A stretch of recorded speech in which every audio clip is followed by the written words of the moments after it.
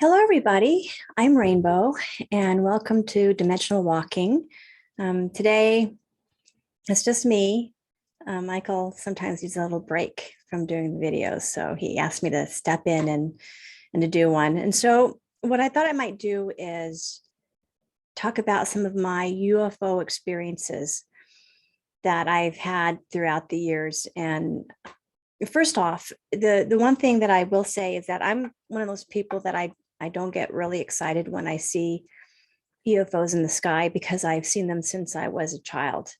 And I don't know if it's the location of being in Albuquerque, New Mexico, that if that was the reason, or obviously the contact I had with the Greys and whatever other group that came my way. But I I just don't get really excited. And I used to see it all the time.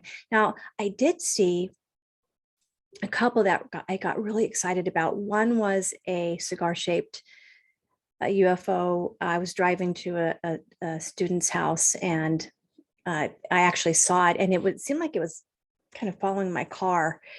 And that was pretty exciting. And then I did see one close up when I was up in the Taos area going through the canyon. And I actually saw it actually dip and angle down. And so I think it actually went into some underground location. So that was pretty exciting because it was unexpected. Um, I did see a group, three puffy circular clouds. They were traveling in unison, one right after the other, up in Taos. And what was really interesting is when I saw them, it was probably like late afternoon. And what was really interesting about this group is that they were really low, and the lighting was really, really cool. It was kind of like a golden yellow light. It seemed like it was actually very surreal because it seemed like the lighting throughout the whole town of Taos was different. People even commented on it. And I think I had just come out of the movie theater in town. And when I came out, it was unusual lighting. And I remember that what was really weird about this experience was there was a huge wind that had come through, and it was just like all this like almost like some giant uh, Olympian gods blew this wind, and it was blowing through uh, the part of Taos where I was at. And what was really weird is that normally you would think that you know the UFOs would be coming through and then there'd be a wind after them, but this was a wind before them. And anyways, what was really interesting about that situation was that my ex-husband and I were on his motorcycle, so we went up to the camp area that we used to live on because we used to live in an 18-foot teepee, and they went actually right over our camping area. And I went running. I jumped off the motorcycle and I actually went running. And I tried to get on a spot where I could around, there's some tall sagebrush, and I was trying to walk where I wouldn't trip myself. And what was really interesting about that was, is I wanted to get in a position where I could just, wave at them. I know that sounds strange, but I wanted to wave at them. So I was waving at them, and lo and behold, the last one stopped. The other two, one right after the other, they just kept going. And the last one stopped right over me. And when I was waving hello. And so I had this feeling that maybe they knew I was saying hello. And then it sped up to go follow the other two. So you can't tell me that those were clouds in the normal sense, because I don't think they were. But that was pretty exciting. But outside of those scenarios, there's not a lot of, when I've seen them so much that it's like seeing an airplane at this point in my life. But I did have some interesting experiences, three that I'm going to share with you, where I was inside. And the first experience I'm going to share with you, I was on the west side of Albuquerque. I was living in a townhouse, and probably it was around, oh gosh, it was probably around 2010. I'm thinking 2009, 2010. And I remember that I was having a lot of paranormal activity happening in my home, just a ton.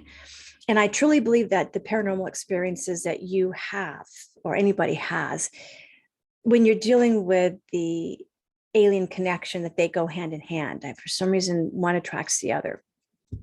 And so my daughter was even noticing stuff, and so was our cat. And we had a cat named Boo Boo, Boo Boo Kitty. And Boo Boo she was really more my cat. I got her for my daughter, but she was really more my cat. She would sleep with me at night. And so I was at this point in my life doing a lot of meditation. And I was seeing a counselor, and the counselor suggested that, well, if I did more of a meditation with these things, that maybe I could, get resolution or something, because I was going through a difficult time in my life. And so I thought, okay, well, I'll just start doing that. And so when I started doing these meditations, it made things even more, it just brought everything more to an accelerated activity. I mean, it just was like constant stuff happening in the house. And so this one night before I was going to bed, I had my cat with me, and I had just listened to, I think, Whitley Strieber's, I think he has his website is Unknown Country. I was listening to maybe a podcast or something that he had, and he was talking about having taking his cat with him when he had an experience with the Greys. And I thought, well, heck, I'll just do that too. So if they're coming here, I'll just ask, I just make sure that I take Boo Boo Kitty with me and let them know I'm going to take my cat. So that night I did a meditation, and I remember I just immediately went boom, out. I was completely out, and I woke up and I was in my pajamas, the pajamas that I actually had worn that night, and they were the really, I don't remember what they were, kind of real baggy pajamas, and I had my cat in my hand, and I remember feeling her fur, and actually I felt that she was real. And I was on Kirtland Air Force Base, way up by the mountains. And I was standing by a chain link fence that was probably about 6 or 7 feet high. And there was a line of people watching a plane come down. And when the plane came down, it was a kind of like one of those fighter planes. And I'm sorry, I don't know, like my terminology for planes and stuff is not there, because I'm just not into all that stuff. But this was I think some type of new plane that they were using, for the military was using, and there were 3 pilots inside. And I remember walking up in my with my pajamas behind these people, and watching this plane come down, this fighter jet, I guess, come down. And I remember the guy in front of me saying, one asking the other, how fast is this? And he said, not real fast, Mach 1, Mach 2. And I have no idea at that time what Mach 1, Mach 2 was. I just didn't pay any attention to the speed of planes, So anyways, I saw it land, and it was probably about, I'd say, it was probably late afternoon when I saw it land. And I saw the pilots get out, and there's 2 men and 1 woman. And the woman came up to me, and she asked if she could hold Boo Boo Kitty. And so I let her hold Boo Boo Kitty, and somehow Boo Boo Kitty jumped out of her arms, and I had to go running after Boo Boo Kitty to go grab her, because I didn't want her to get lost. And I remember that as I was holding Boo Boo Kitty, and when I went and grabbed Boo Boo Kitty and I had her in my arms, I turned to look up towards the mountainside, and I saw a lot of clouds form, and quiet lightning. It wasn't like with the thunderous sound. It was just crackling, and it was just all over the place. And all of a sudden, out of the blue, a UFO came out. It was almost like a portal had opened up. but it had created clouds, and it created this type of quiet a weather pattern around it, just all the crackling lightning. And I remember the lightning even felt different. I could feel the energy of the whole opening. And then I also remember that there was like a kind of like an energy to it, and you could just kind of feel it because there was a wind that came towards me, because it created a wind coming out of it, coming my direction. So this spacecraft came out, and it was a 2-level, and it was hovering about probably, let's see, about 10 feet off the ground, and it glided, and it seemed like it was going to a location, a designated location. And there were men who were in Jeeps. And these are guys who were soldiers or in the military. They were in their khaki outfits, and they were in these Jeeps, and they were driving, following it along on this dirt road. And I thought, wow, this is just the most amazing thing I've ever seen in my life. And the woman who was the female pilot who had wanted to hold Boo Boo Kitty was still standing next to me. And I said, well, this is amazing. I said, this is something that I just won't forget. And, I wonder if I'm going to hear about this. And I was just started talking and going a mile a minute. And she said, stop. You can't talk about this. And I turned and I said, why? Of course I can talk about this. And she pointed to her left, and she said, because they won't let you. So I turn, and there's 2 men in black standing by a black old-fashioned car who are looking at me as I'm talking to this female pilot. And I remember thinking, what are you guys doing here? You always ruin things. I remember saying that, you always ruin things, because to me, they always did.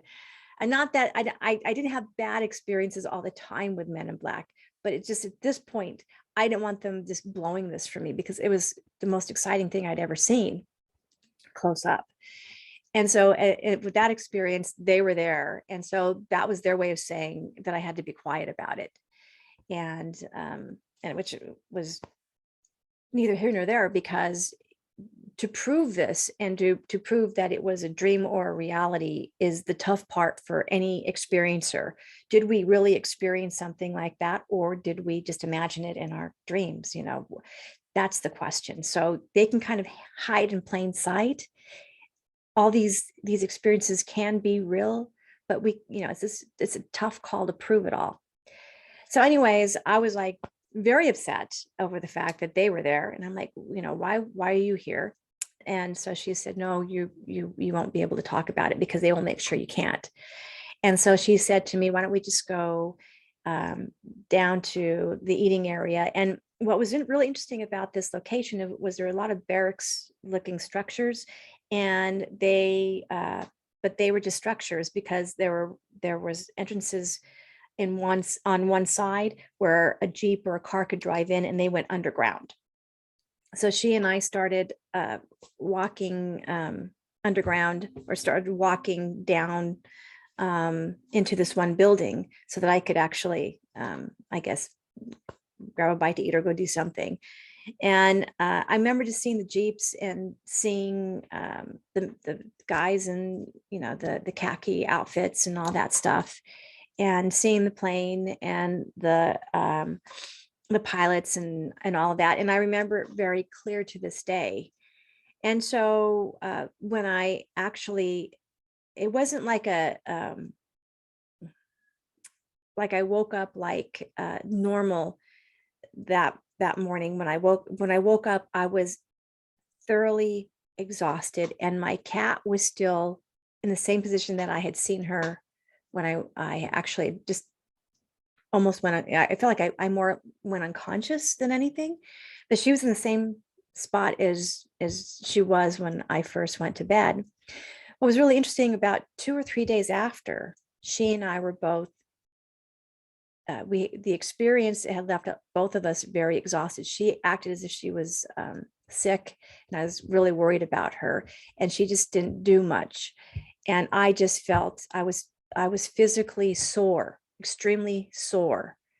from that experience, and I don't understand why. I just felt like I did a lot of exercises, and it took me days to get over that one. So I thought that was really interesting.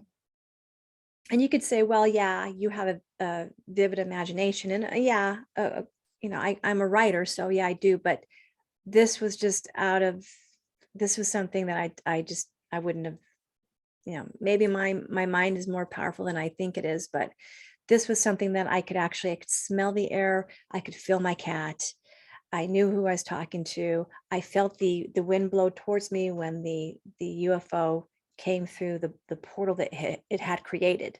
So I know all of that. So I, for me, I felt like it was a real experience. The second one that I experienced was really odd, and I think I'm going to have to read. I have I have this book of shadows that I write in, and I do little diary stuff. But as far as this goes, I'm not. Is it in this one? No, it's in this one. I also have another one that I write in. This one happened in '09, and in 2009, I seem to have a lot of pins and needles poked into me.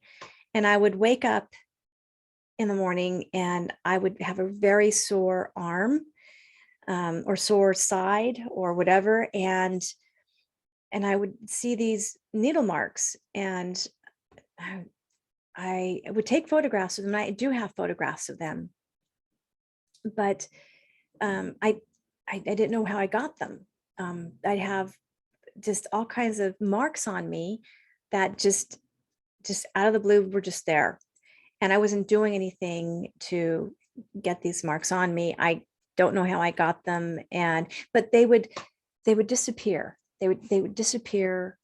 eh, No, I take that back. Some would stay on me for a long while others would disappear just like that. So it'd just be like, in a couple of days they were completely gone. And that isn't the normal for me, because I normally, when I get a bruise, because that's what these it would be like circular bruise marks. It would take a while for it to go away, but these would just go away. So I knew there was something weird about them. But with this particular experience, I feel like they had taken me, and they'd taken me out of my bed, and they'd put me in a capsule. It kind of reminded me of what the capsule looked like. It looked like a one of the pill cases that you use, it just was oval, and it was bizarre looking. I'm probably not describing it well, sorry. But anyways, with this experience, I was inside this capsule, and it was tumbling, going down a chute. Now, what was really odd is when I looked out the window, I could see the landscape twirling, but the atmosphere inside this capsule that I was in, I wasn't twirling with it. I was stationary. And I remember thinking, how is that possible, that this is, because I could feel it going down this ramp, but I couldn't understand why I wasn't feeling and I was grateful, because I don't do well with rides. So I was really grateful that I wasn't twirling along with it. But what happened is, when I got to the very end of this ramp, the bottom of this capsule opened up, and I flew out, and I went through these plastic curtains into this building. And I remember that the curtains remind me what I saw in hospitals, and the inside of this building was all white. And I remembered when I was looking out the window of this capsule, I thought, this doesn't look like Earth. I don't know where I'm at, but I didn't think it was here. And anyways, what happened with this, once I had landed on my butt and I stood up, I realized that I was in this building that was all white, and it looked like a clinic, kind of how a clinic would look. And there were hallways, and they were dark. And when you would step into the hallway, it would light up, but you couldn't see where the light was coming from. It just seemed like the light was aware that you were there, and it would just, because I would look up and I just couldn't see where it was coming from. And I remember thinking, wow, that's strange how it lights up when I walk in, but I couldn't see any light bulbs or anything like that, that would indicate that there was a light fixture there. Well, I heard a voice saying, you need to go down this hallway. And I'm like, blank, no, I'm not going down this hallway. I'm not stupid. So I decided I wasn't going to listen to this voice. And I knew something bad was in store for me, because if they were going to do tests and stuff, which I always hated, I just wasn't going to cooperate. So I looked to my left, and there was a room that was real bright, and it had all these plants in it. It reminded me kind of like a tropical jungle in there. And so I walked into this room, and I thought, well, this is much more comfortable than the dark hallways that I don't want to go into. And when I walked into this room, what I think happened is that they had just decided that, well, we know what's going on in her brain, so we're going to make this one room really nice and comfortable and something that she likes. And then when I turned to walk out, of course, the door was, they closed it. And obviously I realized I had been, they played one on me, because I literally thought it was just an open room that I could just walk into. So after that experience, which I did not enjoy, that was one of my least favorite experiences. Let's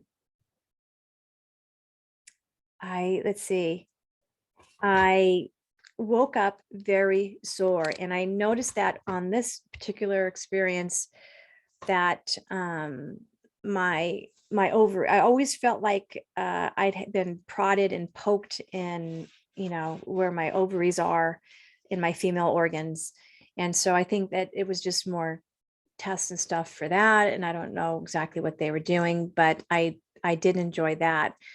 And it's not necessarily like a UFO kind of experience, but the capsule was very odd. And I don't know how I got into the capsule or why it was even moving the way it was. But from what I kind of can vaguely remember, I think it was like there was a lot of us that were in these capsules, and they were, this is just kind of how they brought us in and would do tests on us.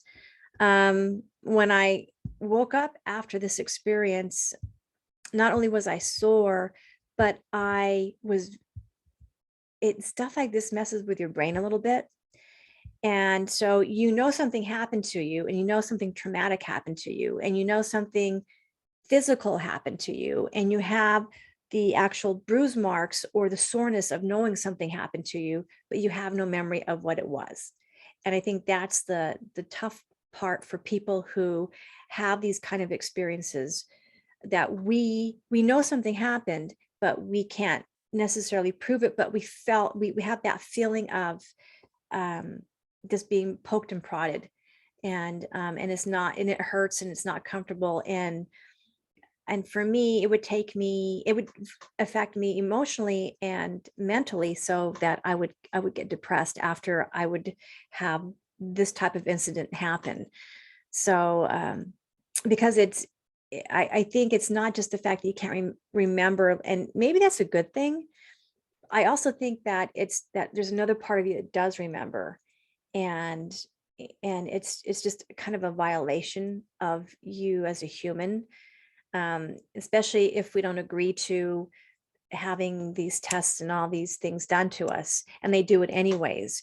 I don't like being a lab rat, or anything that comes up to me and says I have to, that makes me do something that I don't want to do. I don't like that, and I don't think anybody does. So for me, this was kind of one of those experiences where I was not a happy camper. The last one that I'm going to share with you is one of my more happier experiences. And this one I cannot explain. This one was total dimensional walking at its finest. And this is one of my more, this is an experience that I carry close to my heart. It happened in 2014. And when it happened during the daytime. And I remember that when I do dimensional walking and I have experiences with UFO craft, that the experience is no different than if I actually experienced it here in this reality. It's still the same experience for me. But this actually happened with my dimensional walking. And what had happened is that I had taken my daughter to school, and I was just exhausted for some reason. And I just decided, well, I'm just going to go lie down. And I was immediately in a location. And for me, it's kind of like what you see in the movies where you see someone kind of go to sleep and all of a sudden they're standing somewhere. And you're just like, don't understand how you got there, how it happened, but that's kind of what happened to me. And with this experience, what happened was that I was with a large group of people in a building, and we were getting ready to be transported somewhere, and we were being transported on a type of it was something that was a little bit of everything. It was an airplane, it was a spacecraft, and it was a train. It was all three in one. It could do all different things. And so that's what we were transported on. And I thought that was really cool. Now, they called it a starship. So, and I don't know, that's, for me, in a lot of these dimensional walking type of experiences, I always get the word starship. I never get, I know we have the Starship and Enterprise and all that stuff. They all either call it a starship or starcraft. So that's one or the other that they call it. There seemed to be a lot of people that I knew, which was very odd for me. And I'm thinking, how do I know all these people? They're extremely familiar to me. I mean, and I'm talking like longtime friends. I'm not talking about like just, people who are part of a past memory of some other life experience. This is like in the moment, in the now, I knew these people. And so anyways, I saw them and we were all getting into this, it's called a transporter. And so, and I have here, it was white and shaped like a shuttle train. There were windows along each place where you would sit. And I was able to look inside it. I was able to look over it, and at will. I could be out or in with my consciousness looking at this thing. And I actually remember sitting down and actually sitting down. I could actually feel the seat and all of that. And the inside actually seemed a little bit bigger than what it looked like on the outside. So it was really cool. And it was very comfortable, and it actually felt like you were really more in an airplane than anything. So it had that airplane feel, it had a spacecraft feel, it had a train feel. It had, but it could do all of that. So it could levitate, it could do all kinds of stuff. So the large group of people and I got onto this transporter, sitting down, and then it took off, and it took off like a train. And the guy there was a man who was driving it or flying it. I mean, I think here I put, or should say flying. It had a light brown jumpsuit on and a helmet that was more that of one that you would wear for if you had a helmet for a motorcycle. It didn't seem like something that the military would wear. And anyways, he had a control panel in front of him, and basically what we did is we did a lift off, but it did seem like we were going forward like a train. And it actually, I have here, it levitated off the ground, circled around, and was about 10 to 15 feet off the ground. We slowly went by a mechanic and an aviation personnel on the ground. And so what they did is that in order for us to continue on our journey, they had to, I guess, do something to it to get it ready. And I have here, we were at the terminal and a man came over with some kind of light brown jumpsuit who was like a looked like some kind of mechanic, and he held up an instrument that was circular in shape. It was glass, like a glass ball with metal wrapped around it in different directions. It had liquid in it that swirled like fire, or like it was part of the sun. And it had bright yellow and reddish in color. And this is what it looks like. This is what I saw. And that's it right there. I don't know if you guys can see it. There, I think that's it. So that's what it looked like. And it was some kind of way to energize this, I guess, this transport. And I have here, he held up the object to the underneath the transporter to give it energy. And after he was done, we immediately sped off forward. And it felt like I was on a roller coaster because the speed was so intense that I was really, really, really uncomfortable. And then once we dropped, I said it felt like we were dropping, even though we were going forward.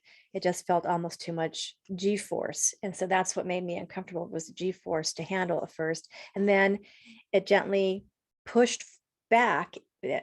Something happened. They changed something with how they were going forward. And then we were kind of pushed back into our seats and there's no more pressure on us. And so it was much more comfortable. And then I have here, we flew over a city and there were many of these transporters everywhere. So that's the way they were flying around everywhere. This transporter took us to a building that was pretty amazing. This building was many, many, many, many feet high. It was massive, and different huge open spaces that had different levels of open rooms and areas. And, 30, 40, 50 feet high is how high the ceiling was. I mean, when you looked up, it was just massive. There were over 200 people there. We were all dressed up. And it seemed like we were all going somewhere that we remembered that was very special. We were directed to a location where we were actually going to get onto a huge spacecraft. And this spacecraft was massive because this building was actually I think the loading area for the spacecraft. One of the maintenance crew was dressed in the same light brown jumpsuit that we had seen, that I'd said I'd seen another, the guy who was flying the transporter, he was dressed in the same thing. And he said to me, and he looked right at me, he said, "Congratulations and welcome aboard." And I'm telling you, I saw people, I recognized people, I knew who they were. I walked along the hallway and there were people on either side of me. I walked to an area where I seemed to know where to go. And I walked to where this huge room was, where the seats, there were many seats going up, almost like in a theater. And the chairs would swivel all the way around. And there was like little tables where you can put drinks and stuff. And then there was a window in the front, but it illuminated, so you couldn't really see out at that point. And then once that I went and sat down, I looked at this big window, and it had to have been 50 feet by 30 feet. So it was pretty big. And I assumed that's what we were going to look out when we traveled to where we were going. And I remember seeing somebody who was really interesting. I remember seeing it either was Einstein or it was Tesla. And I'm not quite sure which one I saw, but I saw one or the other. And whoever this person was looked like, maybe they just look like Einstein or Tesla from this reality, but they made all of that possible. They were the ones who built this spacecraft. They were the ones who did all the technological stuff to make it happen. And so once everybody got seated, we started flying, and you couldn't even tell that we were flying. I mean, the big, massive window started showing all the scenery. And what we were doing is going to an underground city, and it was underwater. And what I remember is us flying over, and there was a massive ocean of like a bluish green sea. And it wasn't like it was polluted or anything. That was the actual color of the water. It was bluish green, but it was more on the green side, like a lime green. And so when we went there, as we were flying over the ocean, we were all really excited because we seemed to remember we were going somewhere that was really, really special. And we knew that this underground city was phenomenal. And anyways, once we got to a structure that was on the top part of the ocean, the spacecraft started to go down, and you could really see the ocean really, really well. And it was absolutely beautiful. But once it started to descend down on this thing, it would go down into the structure, and then we would be transported down underwater. And right at that moment, unfortunately, is just when I woke up. I was awake, and I'm like, what the, what the crud? What just, I wanted to go back because I was still feeling that my heart was beating, and I was still feeling that moment of time when we were I wanted to see the city. Because it was a very familiar experience. I knew I had been there. I knew how special this place was. But anyways, I wasn't able to get myself to go back. So those experiences, there's different kinds of, I think, UFO experiences, especially with dimensional walking. There's the literal actual experience I've had here in this reality, where I've actually touched a UFO with my hands here. And I actually had someone else with me. So it wasn't like me imagining it myself. And there's this kind of UFO experience where you're kind of looking at this kind of stuff and going, okay, this is dimensional walking at its finest. But you have to kind of take it all in context. You have to take it all with, I think, with a rational mind, because yeah, there's so much of the mind that we don't know about, that we can create anything. But the scenario of what I experienced was in another dimension, another realm. And I know it was. I can't prove it, but I know all of this stuff happened. And I have so many more stories. I mean, I have, I've written stuff down. I have stuff in this. And there's stuff I haven't even written about, because at a certain point, it's just like, when you have so many experiences, you just it's just normal. So I guess just realize that this kind of experience, whether you have a UFO experience where it's actually, you've seen it, or you've had alien contact where you've actually seen them, or if you've have experiences like I had, where you went to another dimension or another realm where you experienced it, don't knock that. I mean, that's just as real as what happens here. It's just that we're able to take ourselves into another dimension. There's a lot to be said for that. And I think that there's so much that's being done on that level that we're not being told about. So, and that's why I love the Native American way, is because this is very natural, because this is what medicine men and medicine women have to do in order to heal people and and to find answers to problems with different situations that happen when people come to them for help. So there's things that we have to do to help people, and we have to be able to go places that not everybody goes to. And it's sad that a lot of people don't, or a lot of people don't understand that this is a possibility. So anyways, I hope you enjoyed my few stories of my experiences. If you have anything similar, please do come, don't come by. I don't think you know where we live, but anyways, do email us at dimensionalwalking@gmail.com. Comment down below if you want to share your stories. I'm not, ashamed of sharing any story that I've ever had. If anybody asks, I have many more if anybody wants to hear more of different situations that I've had. And I like hearing how as a community, we can kind of get together and say, oh, well, that's similar to my story, and kind of reconnect in that way. I think that's really important. So I hope you all take care, and I hope you enjoyed this. And if you can, give me a like. If you like this enough to recommend it to a friend, that I greatly appreciate that. Michael and I have been doing this for a while now, and we appreciate everybody who has subscribed. Personally, I want to thank you all for subscribing to us and being willing to listen to what we have to say.